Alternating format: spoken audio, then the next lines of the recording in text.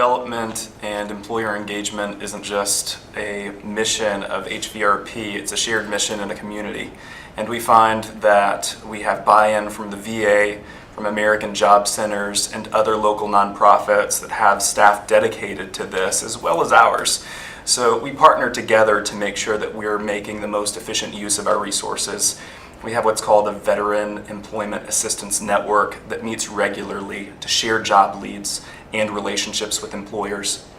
We also have targeted job fairs so that a few employers are invited for a very specific track of engaged veterans who are interested in pursuing that particular career track.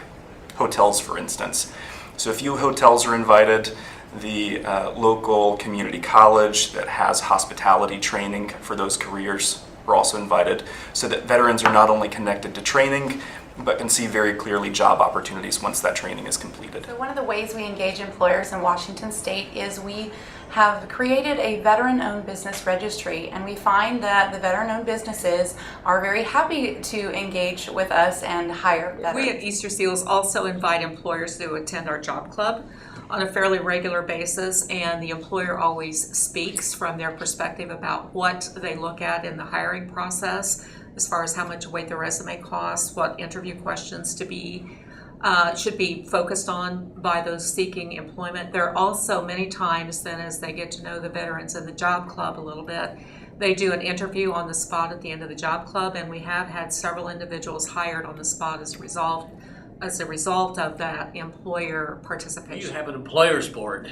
and the employers board consists of a group of 3 to 5 who will meet with the hardest to serve veterans and act as mentors for those people who are having the hardest time. And we found this to be very effective because we always tell them that they're not expected to hire, but that they are expected to offer their company's best help to see that these people will get hired and become hireable. It's been very effective. We invite employers in our community to come for breakfast, learn about HVRP, and understand a new strategy we're trying to implement, which is to operate like a temporary agency without charging the employer. So we have a very strong staff who's the liaison with our employers. That staff person understands what the employer needs up front, what problems they have with retention overall, and then we implement that into our training of the veterans,